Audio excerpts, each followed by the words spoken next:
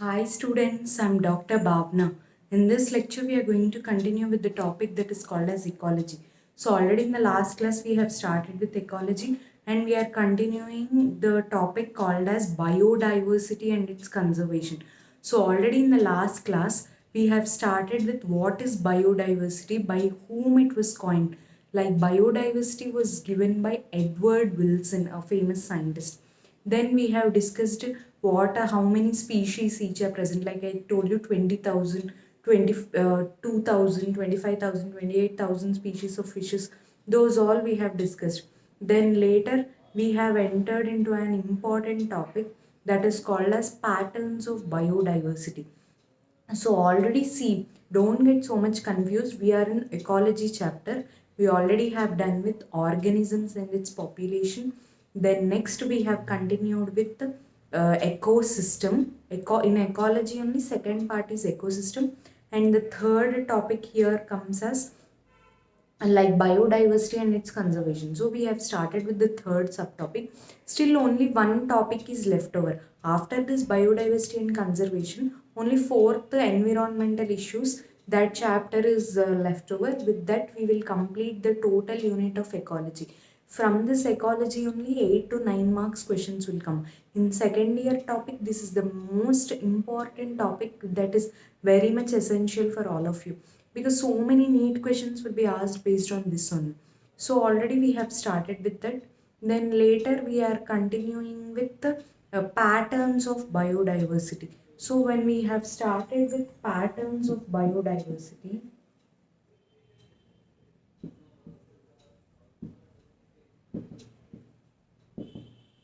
so in the patterns of biodiversity, basically there are two components, that is called as latitudinal gradients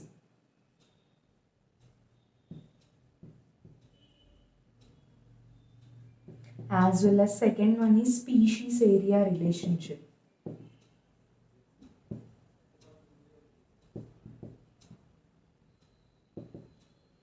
So in these latitudinal gradients as well as species area relationship, in the first concept of latitudinal gradients, what we have seen, basically we have studied about where the usually species richness is more. Patterns of biodiversity means what? What is biodiversity? Biodiversity means only there are numerous levels of organization, numerous biodiversity, how to conserve it and all. Biodiversity means what? There are diverse varieties of species living on this planet. So basically where they are more and where they are less, that is only usually latitudinal gradients. So in the latitudinal gradients, where it is more means near the species always decreases from the equator towards the poles. Means near, suppose you take India only. So in India, in Maharashtra areas or Rajasthan deserts, you see more diverse species. In polar areas and all, like in Jammu and Kashmir, very few species you see. So that's why we say it as near the equator, from the equator towards the poles, the usually the number decreases, the species number. So always it is more greater near the equator and less near the poles. As well as we have studied about the Amazon rainforest in South America. So that is the Amazon rainforest. It is the widely, like the biggest rainforest which you see on this earth. So that's why it is extending to almost so many hectares of land, and there you see multiple number of species, like 338 mammals you see, 320 birds you see. Not 320 means not the number I'm saying, 320 different varieties, 320 species of birds, 330 species of animals, like that. You so many plants. So that's why they are called as lungs of the planet. Lungs of the planet means what? There near that you see so many wide distributed species and all. So this is very important here.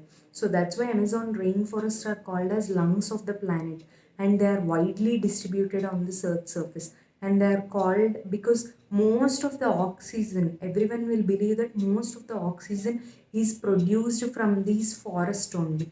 And the another important point that you should remember is you all will know why there is more species near the equator and why they are less near the poles.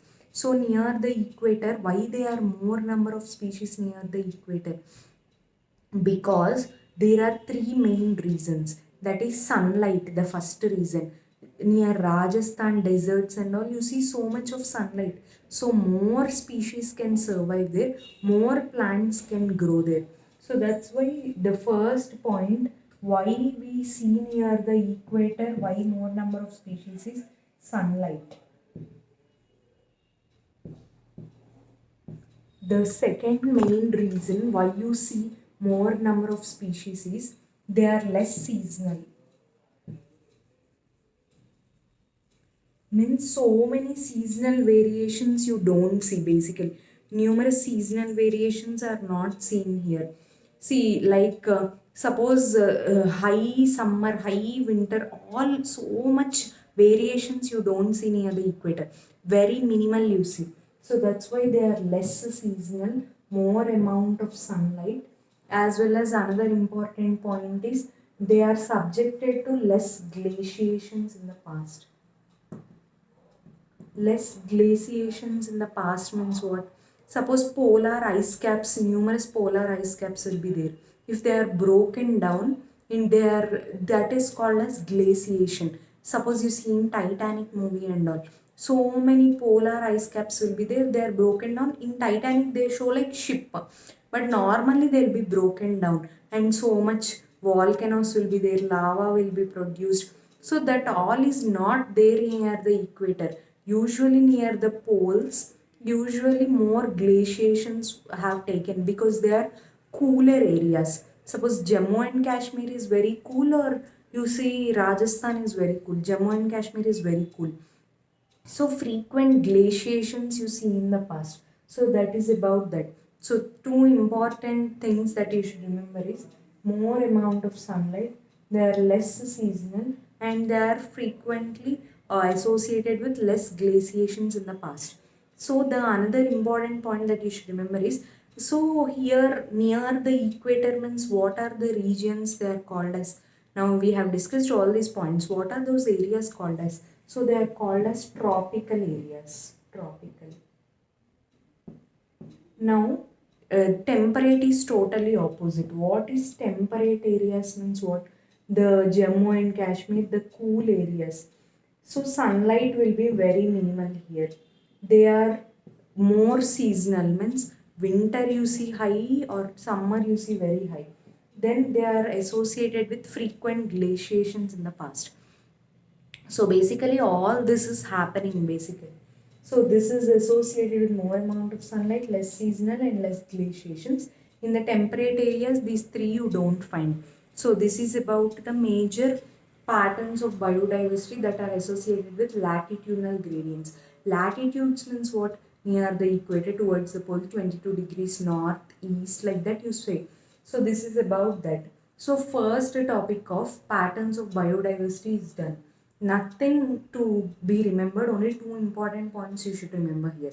That is nothing but it is more near the equator. Species are more near the equator than towards the poles.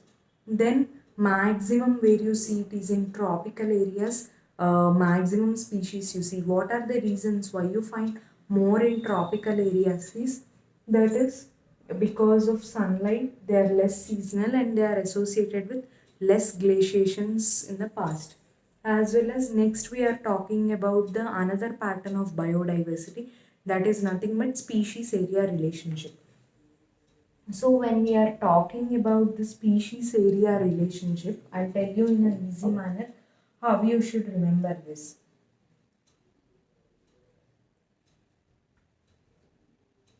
So here again in two scientist names in biodiversity we have seen. That is nothing but the first one, the who coined the term biodiversity is Edward Wilson. The second is like species area relationship. So under species area relationship, it was given by Alexander von Humboldt. So in the species area relationship, the graph is pointed out on the y-axis as species and on the x-axis as area. So usually the species and area will vary from place to place. That's why we are classifying it under the latitudinal gradients as well as species area relationship. These two are like patterns of biodiversity. These are the two important patterns. How species are distributed in these two different areas, that plays a very important role here. So basically it is a rectangular hyperbola, and there comes the formula here like log s equal to, this is very important in any point of view, log c plus z log a. So log s equal to log c plus z log a. So the s is basically the species, c is y-intercept, z is slope of the line, and a is area. So s is species. Normally we are talking about species and area, right? So s is species, a is area, c is y-intercept, and z is slope of the line. So log s equal to log c plus z log a. And here like this you classify. As well as here the main important thing that you should remember is when you are doing it on x-axis and y-axis like species and area, the species will increase with that of area.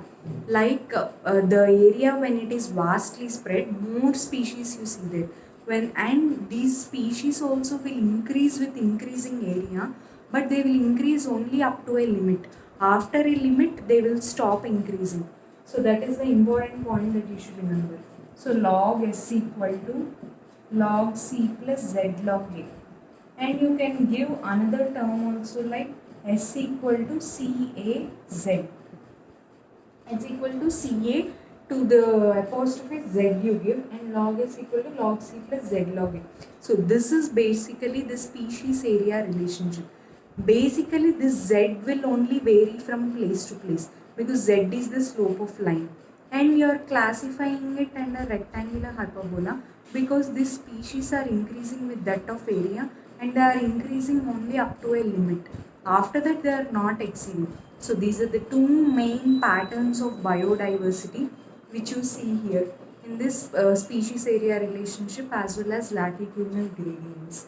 So this is about the, and this z value will vary, I told you. So how it will vary? Three examples were given in your NEET textbook. So these three they'll ask in your NEET. Every alternative year they're asking the z value for is 0.1 to 0.2 for what? For what species? So it is usually varying. And the z value you will calculate it as, I'll tell you in an easy manner.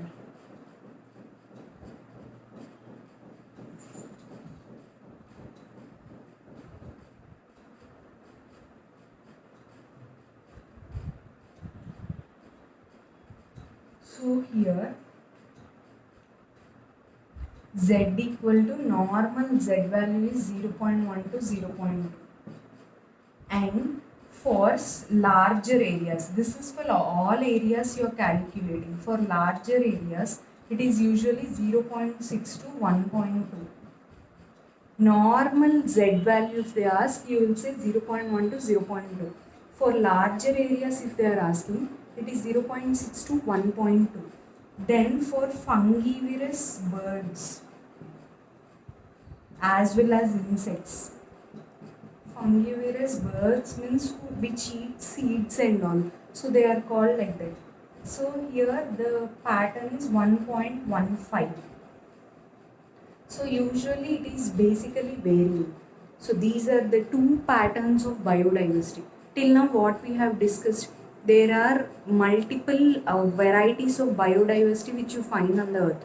So basically they are of two types, latitudinal gradients and species area relationship.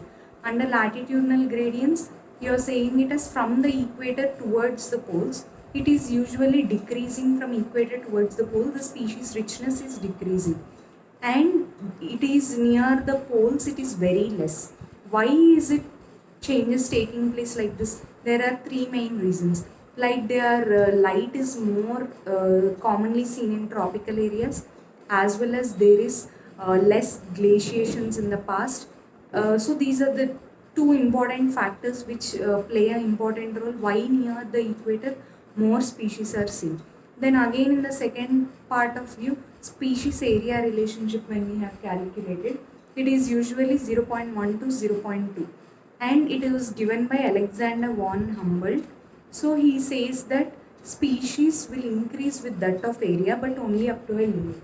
So for the larger areas it is 0.6 to 1.2. For normal it is 0.1 to 0.2. For fungivorous birds, insects and all, it is usually 1.15. I want you all to remember the numericals because they are very important in any point of view. Every time they'll ask you these numericals only. In these three things only they'll ask you what is Z for.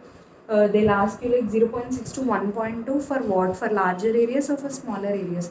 Like that in NEET so many questions will be asked based on this. So this is about that. Then later we are continuing with another topic. How the species are important for that of the ecosystem. Normally, if there is a stable community. So now in biodiversity, we are saying like species.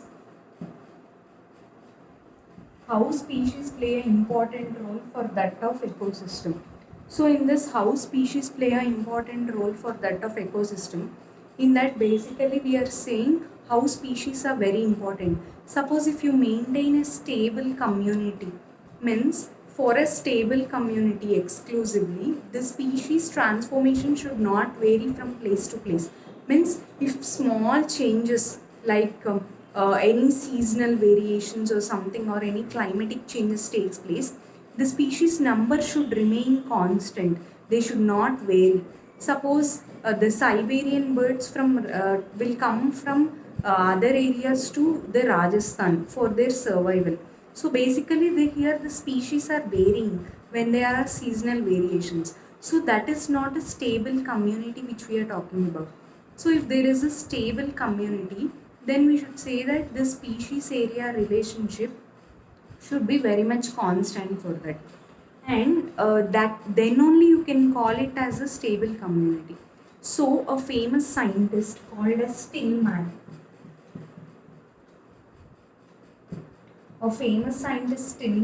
says that the species richness or the species number will increase only when there is a change from place to place. There should be very less seasonal variations. Less variations should take place. So basically less variations should take place.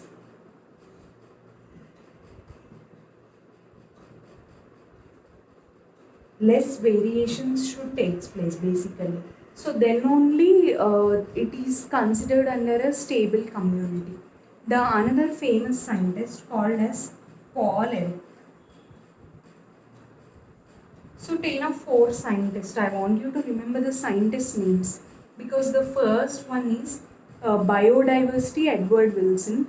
The second is Alexander von Humboldt for species area relationship.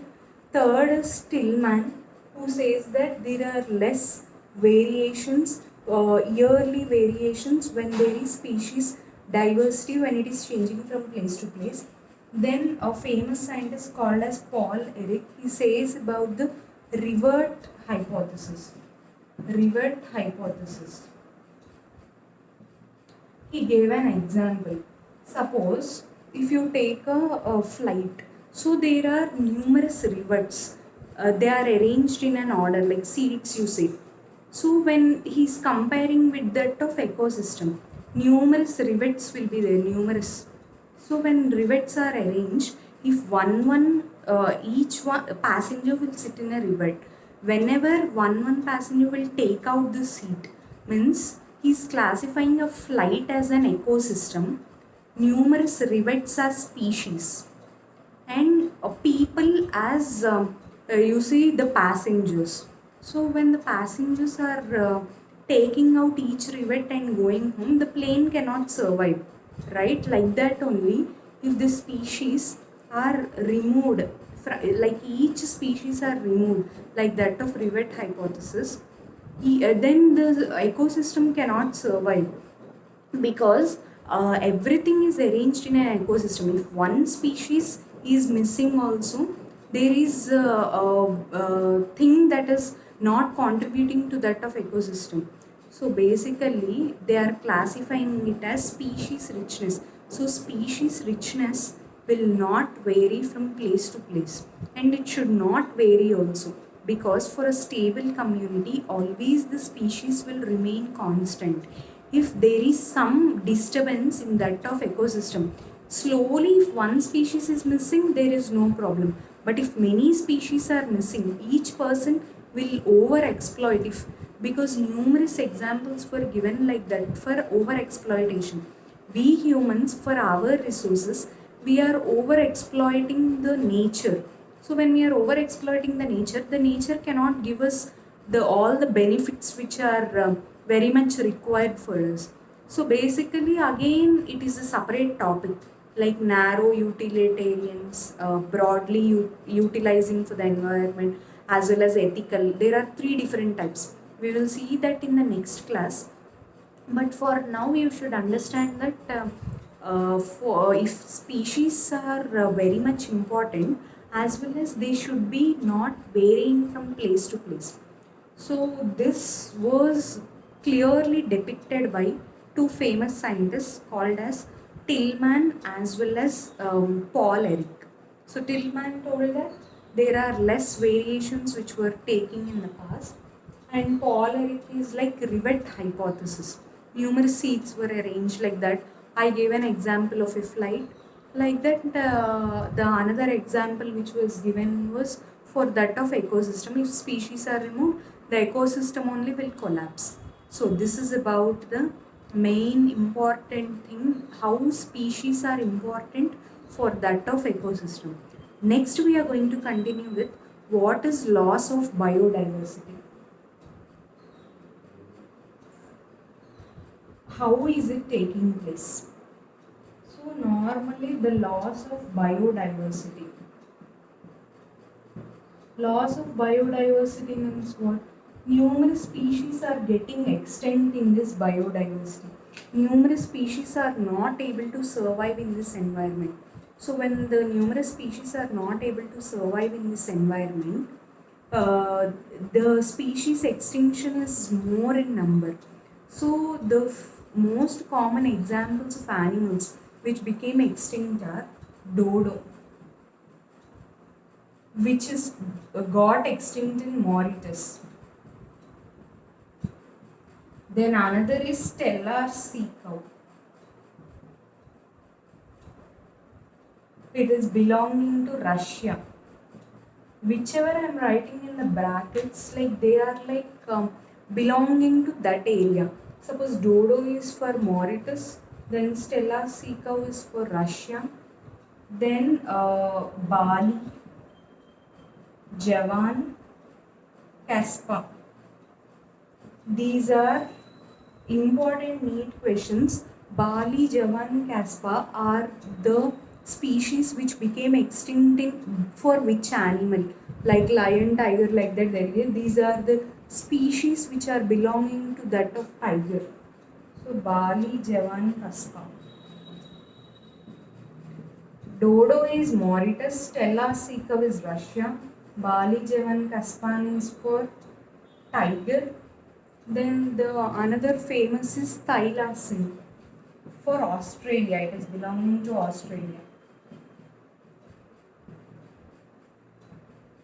And the other one is quagga. Quagga. So quagga also is belonging to Russia. So these are the 5 important species which already became extinct, and this you should remember, because they'll ask you like Stella sea cow is belonging to Russia. It is belonging to Russia and it became extinct many years back.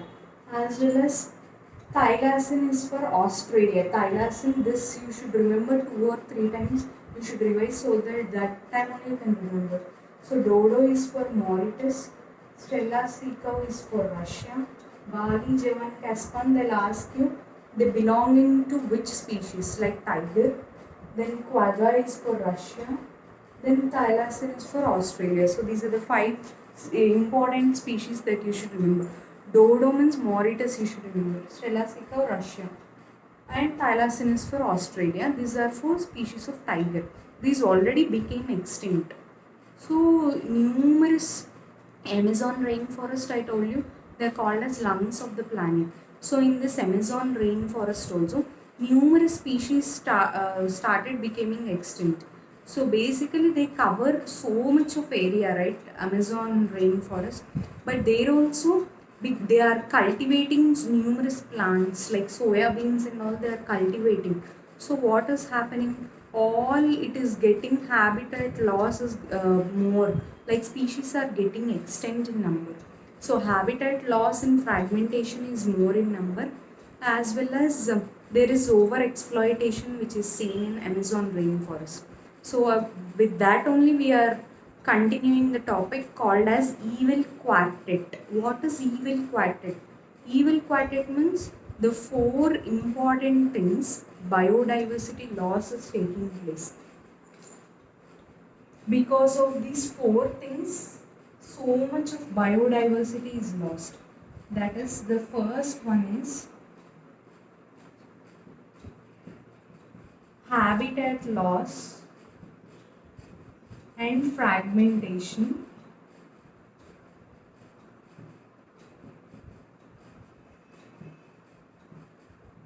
Habitat loss and fragmentation. Then the second one is alien species invasion.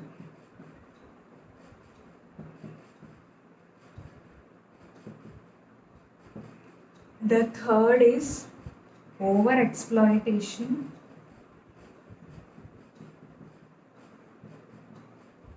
And the fourth is coexistence.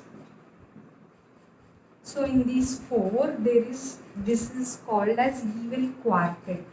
They'll ask you in it, what are these four steps of biodiversity referring as? Because of these four major points only, there is severe loss of biodiversity which is seen.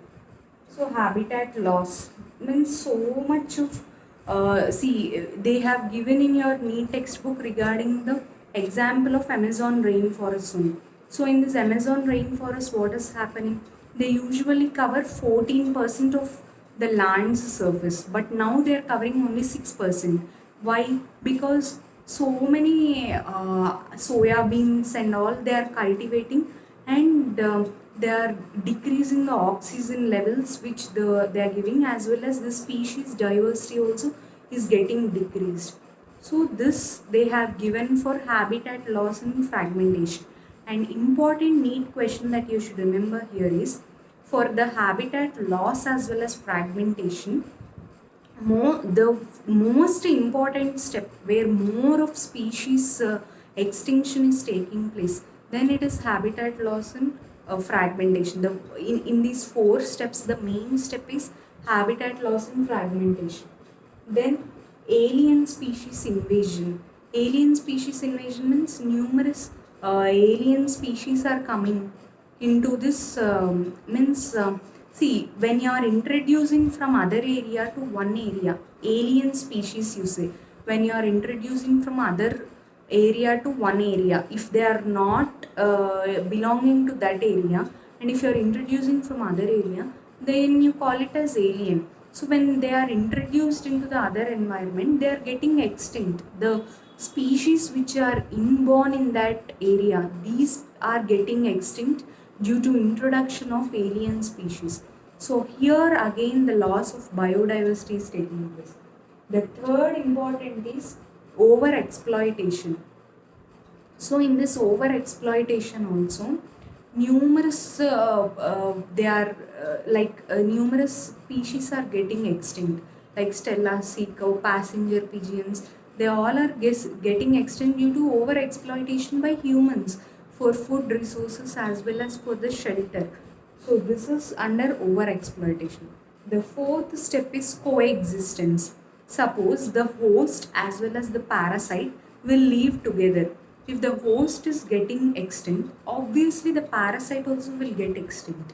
So like this, both species are balancing with each other and both are getting extinct.